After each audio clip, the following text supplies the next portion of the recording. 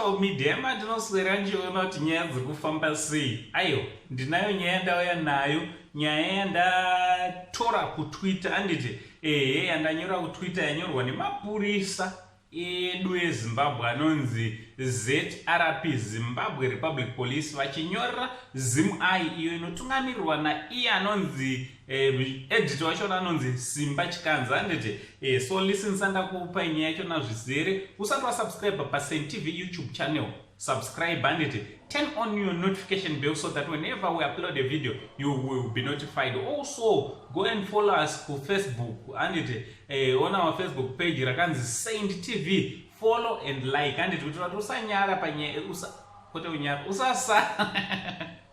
usasara panyaya dzachona dzese anditi ndichita zviri kudii kwese kwamuri vazukuru vasekuru Saint.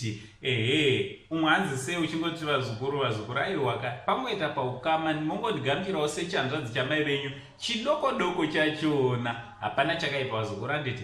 Thank you very much nekunzwisisa. Panyaya yedu yataisa panapa ndauverenga zvese kubva kumusoro pakanzi Zimbabwe Republic Police, right? Hanzi 1/7 the ZRP urges at ZimEye to be careful with some of their postings on criminal cases, as they may end up being misled and the credibility being questioned.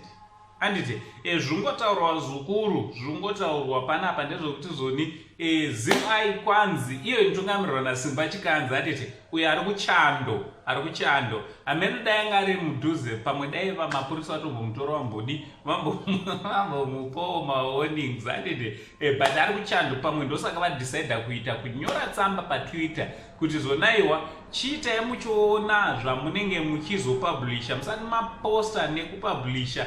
Tangai manatsoita ongororo yakakwana, especially panyaya dzine chekuita nedzemhosva anditi dzine zviparwa.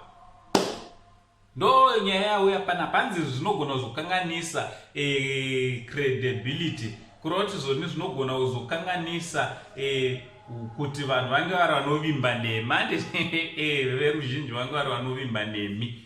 Ameno, imi ndimunoziva ZimEye, anditi ZimEye munoziva Simba Chikanza how anokomentawo sei panyaya dzinenge dzichiitika muZimbabwe, dzinenge dzichiitika pamhosva dzinenge dzaparwa. Ngatimbofokasai pamhosva dzinenge dzaparwa dzakasiyana-siyana. Munoziva kuti anokomenta sei. So ngataura nomacomments kuti what do you think vazukuru netsamba yanyorwa nemapurisa ichinyorerwa ZimEye, editor wachona anopublisha nyaya dzachona ari kuchando. Ngataura namacomments from Uncle Saint, the only Zimbabwean uncle. But much love.